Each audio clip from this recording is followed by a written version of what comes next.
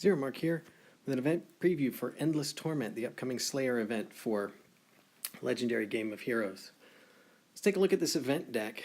Before we get into the details of the cards, I just want to give you my impression of the deck overall. This deck is one that if you're a free-to-play player and you don't get the ultra rare, you can still build a decent deck even without the ultra rare. Now, if you have the ultra rare, it's going to boost it massively and allow it to be a much, much better deck.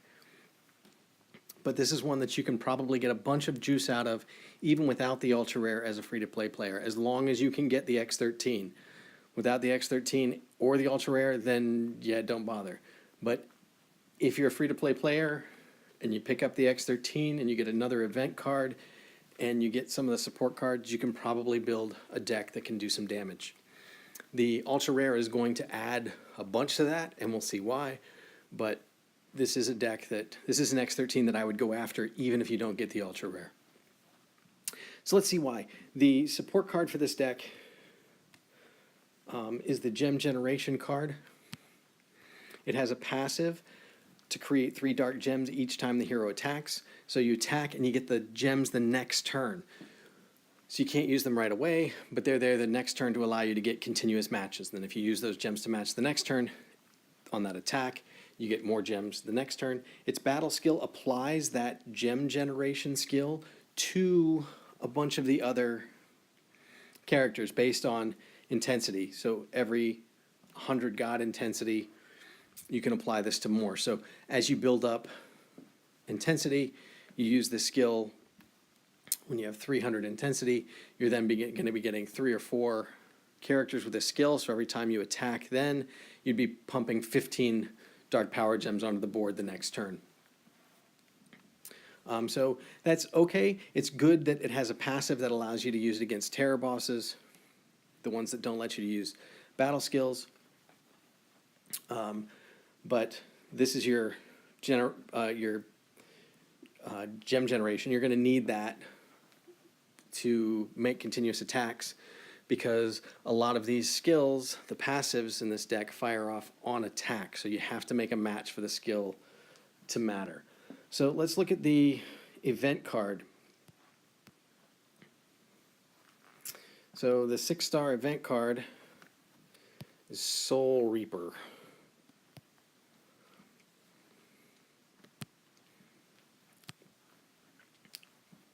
And the event card creates 6 Dark Power Gem 1s. If there are 4 more Dark Power Gem 4s on the board, you get 6 additional Power Gem 1s, and you get some heal.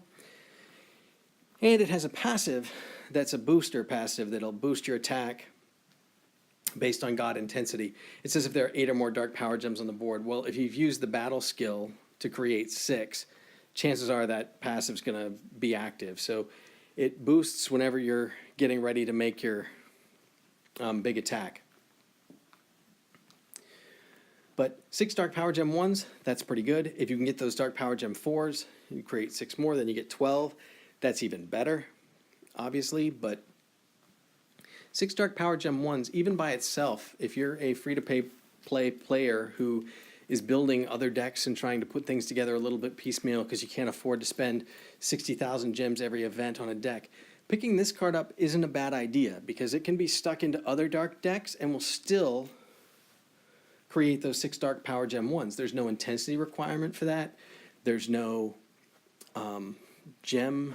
dark gems on the board requirement for that. It's just straight up creates 6 Dark Power Gems. So that'll work in any dark deck. And so that could be useful for other things. If you can figure out a way to get those Dark Power Gem 4s on the board, to get 4 of them, then you get the real juice from this card. So the X13 from this event is just an upgraded version of that card. There's a couple of really important upgrades on this one. One creates 6 Dark Power Gem 2s, so Dark Power Gem 2s instead of 1s. Same thing with the heal. If you have those 4 Dark Power Gem 4s on the board, you get the additional heal. The boost, the attack boost from the passive is higher. The other thing that's important about this X13 is if you look at the leader skill, it has Dark God Regeneration that heals for 100% recovery anytime a gem spawning skill is used. So every time your support card generates gems and spawns gems, you're going to get an extra heal from this. So this X13 has heal built into its leader skill. If you set it as the leader in your deck, you're going to be getting a bunch of extra healing, which could be really, really important for longer battles. So this is also, just like the event card, a very versatile and useful card outside of this event, because you put it in a dark deck, it's going to create 6 dark power gem 2s. And if you have a deck that can get some power gem 4s on the board, then you'll get even more of a boost from this card. So if you put a deck together that's 2 support cards and 3 of the event / X13 cards, even if you don't get the dark power gem 4s on the board, that's 3 cards that are creating 6 power gems each. So you get 18 power gems on the board, plus the dark gems that you're creating from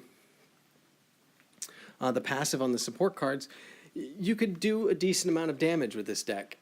It's not going to be top tier, but nothing in this game is top tier unless you're willing to spend thousands and thousands and thousands of gems. So this deck can be okay without the ultra rare, but let's see how the ultra rare really boosts this deck. So the ultra rare skill is to apply its passive to the other heroes in the deck, just like the support hero skill applies its passive to the other cards in the deck. But the passive for the ultra rare is each time the hero attacks, it creates a dark power gem 3. This is the 5-star version. The 6-star version creates a dark power gem 4, and the dark power gem 4 is important because that's what triggers off the extra bonus from the X13 and the event card. So if you have this ultra rare in there, and you can get up to 100 God intensity or 200 God intensity, so that you can apply this to 3 other heroes, then when you fire off the skill and then you attack, the next turn you're going to have 4 dark power gem 4s on the board, which is going to allow all of your event cards / X13 cards to dump 12 power gems on the board instead of just 6. So this ultra rare can make the deck really hum because it's generating those dark power gem 4s that you need to get the extra bonus. So the ideal deck I would think for this would be 1 support card for dark gem generation, 1 ultra rare for power gem 4 generation, and then 3 X13 / event cards, so that once you've got those dark power gem 4s on the board, those 3 event cards firing off would dump 36 power gems onto the board in addition to what was already there. Given that the tile map is only 5x7, there's only 35 tiles on it to begin with, generating 36 power gems is going to give you a big attack, no matter how you cut it.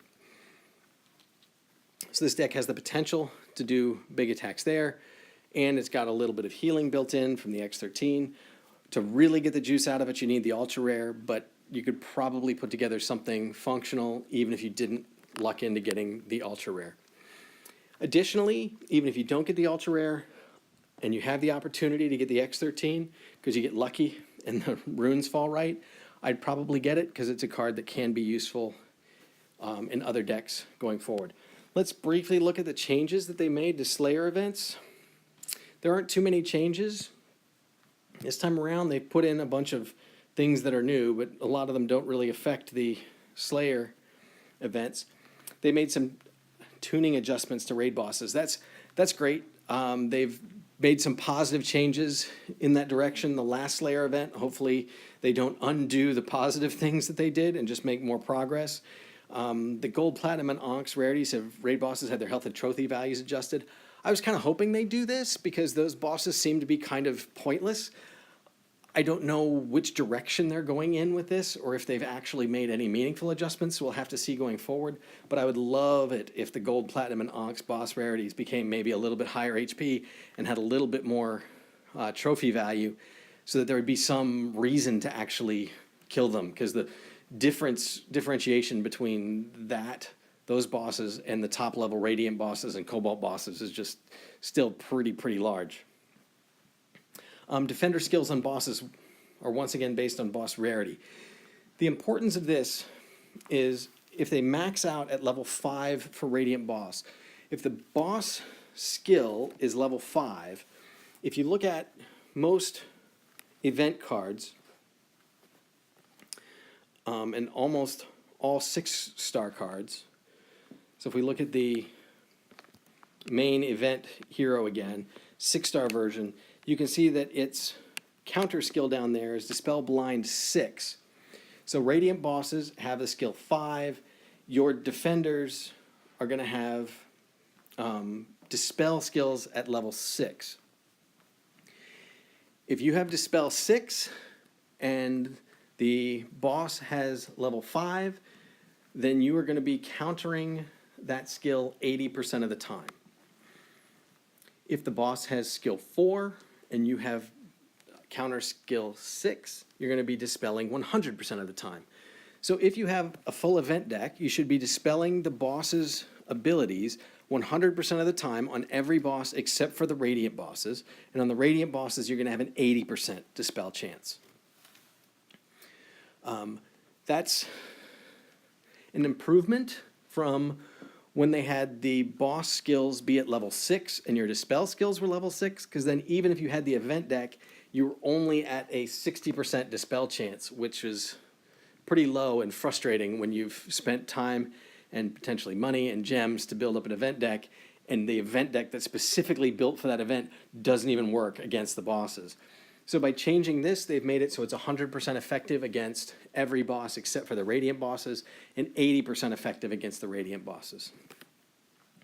So I don't mind that change. In a way, I would like the event deck to be effective against all bosses in the event, because if you're going to spend the time and effort to build it, it should be functional, but I understand that they want to make the Radiant bosses just a little bit harder because they are worth higher trophies, etc. So I'm okay with that change as long as they keep that top tier to 5 and don't start bumping it up to 6 or 7, because if the bosses have skill levels 6 or 7, then they're going to be extremely, extremely hard to dispel no matter what you do. You'd have to dump a Warden in to your deck, which just ruins the damage potential of a deck. So it can counter the skill, but you're essentially punting one of your 5 damage cards. So hopefully that change is okay. We'll have to see how it plays out.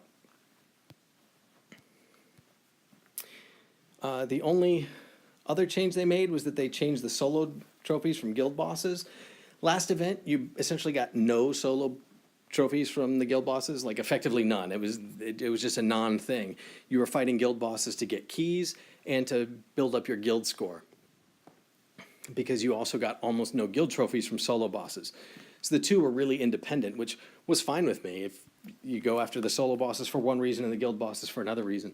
So we'll see how they've affected this. I would hate to see a situation where there's so many solo trophies in the guild bosses that just being in a top guild carries you to a top leaderboard position. That would be unfortunate, in my opinion. So hopefully they changed it a little bit, but didn't go overboard with juicing the solo trophies out of the guild bosses. I'm encouraged by some of the changes that they've made.